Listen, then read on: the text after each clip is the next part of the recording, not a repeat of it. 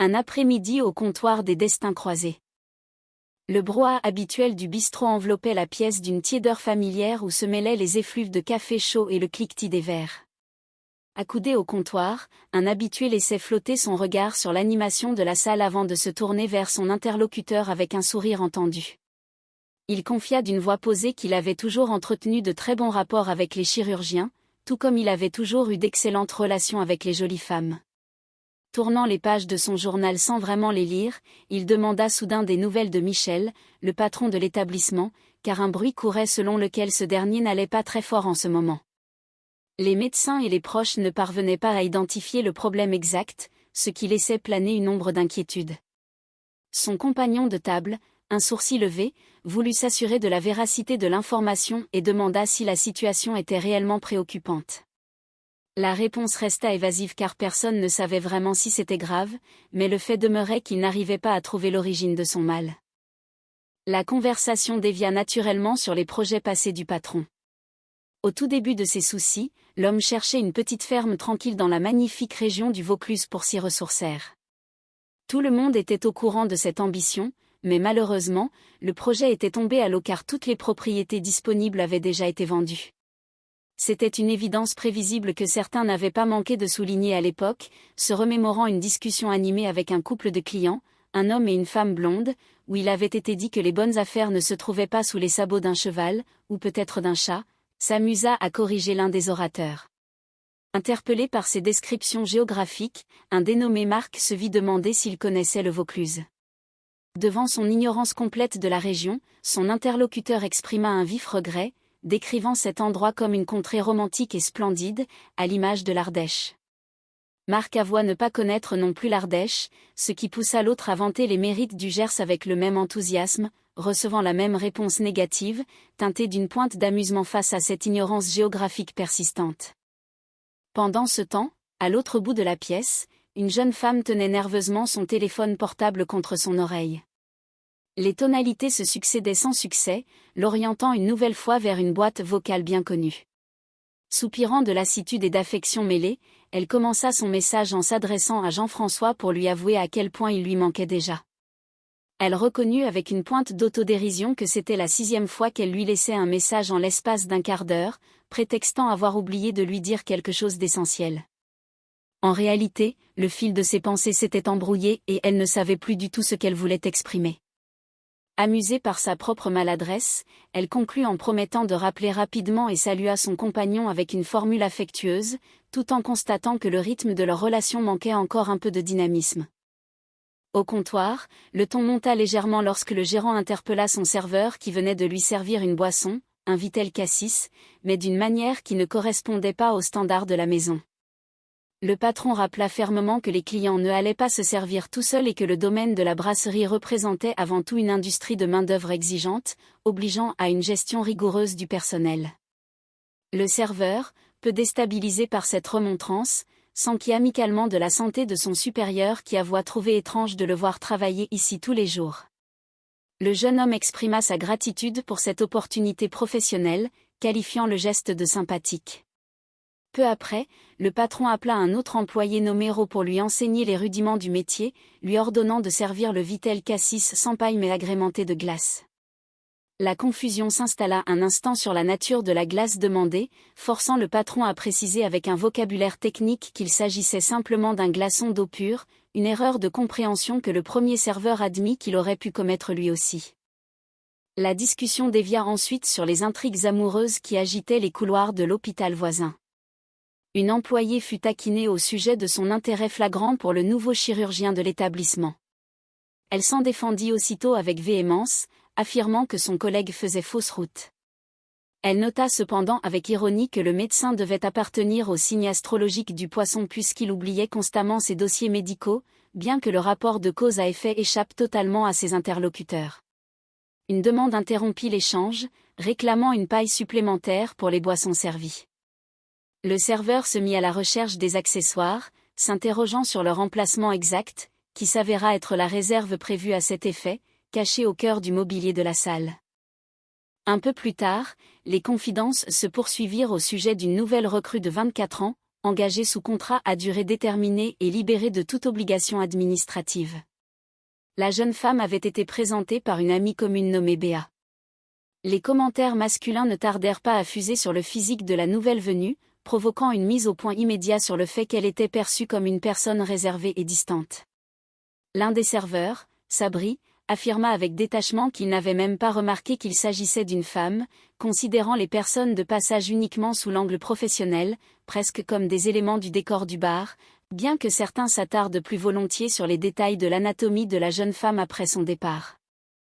L'agitation téléphonique reprit de plus belle lorsqu'une jeune femme décida de laisser un nouveau message sur le répondeur de l'homme qu'elle aimait. Elle expliqua simplement qu'elle ressentait le besoin d'entendre sa voix, même à travers un enregistrement automatique, s'amusant de sa propre bêtise puisque la machine ne pouvait pas lui répondre en direct. Elle conclut sa déclaration par des mots d'amour répétés et des promesses de baiser, sous le regard amusé de ses amis qui lui demandèrent où était passé son compagnon attitré, parti plaider une cause juridique dans la ville de Montpellier. L'absence de cet homme pesait lourdement sur son cœur, tandis que les autres clients s'amusaient de la réputation de Montpellier, la décrivant avec humour comme une capitale des tentations amoureuses où le nombre de détours conjugaux par mètre carré battait des records, évoquant une anecdote légendaire sur un habitant resté fidèle au cours de l'année 1975. Le téléphone du bar affichait une ligne occupée, incitant les protagonistes à insister pour que la communication soit libérée. Dans un moment de précipitation, plusieurs personnes encouragèrent une amie à respirer profondément et à se calmer en attendant que l'appareil enregistreur se remette à zéro. Une fois la voie libre, le message d'accueil de Jean-François retentit, invitant les correspondants à s'exprimer après le signal sonore. La jeune femme reprit la parole pour raconter une anecdote banale concernant l'achat d'une chemise au prix de 35 balles dans un commerce du 15e arrondissement, se plaignant de la qualité du repassage et affirmant qu'elle n'y remettrait plus les pieds. Consciente de son obsession textuelle, elle admit qu'il n'y avait rien de plus agaçant qu'une personne harcelant quelqu'un au téléphone, suggérant en plaisantant qu'on lui achète des gommes à mâcher pour canaliser son anxiété, de la même manière que les fumeurs tentent de combler le manque de nicotine. Avant de s'absenter pour aller acheter ses fameuses douceurs, elle laissa des consignes pour qu'on l'avertisse en cas d'appel, provoquant les moqueries de l'assistance sur le volume impressionnant de messages accumulés que le destinataire mettrait une journée entière à écouter. Soudain, la sonnerie retentit et l'atmosphère changea du tout au tout lorsque la communication fut enfin établie avec Jean-François. La joie de Béa illumina la pièce, déclenchant des commentaires bienveillants de la part des clients sur sa vie sentimentale épanouie, tant que la perspective d'une descendance n'était pas encore envisagée, car certains s'amusaient à imaginer avec malice la physionomie d'un éventuel enfant qui hériterait des traits combinés de ses parents. Dans l'enceinte de l'hôpital, le ton devint plus professionnel mais non moins teinté d'ironie. Un jeune médecin du nom de Mathieu Grimbert s'excusa auprès de sa collègue pour un incident technique survenu lors d'une intervention sur un patient nommé Monsieur Coleman. L'anesthésie avait été administrée avec générosité, plongeant l'homme dans un calme absolu.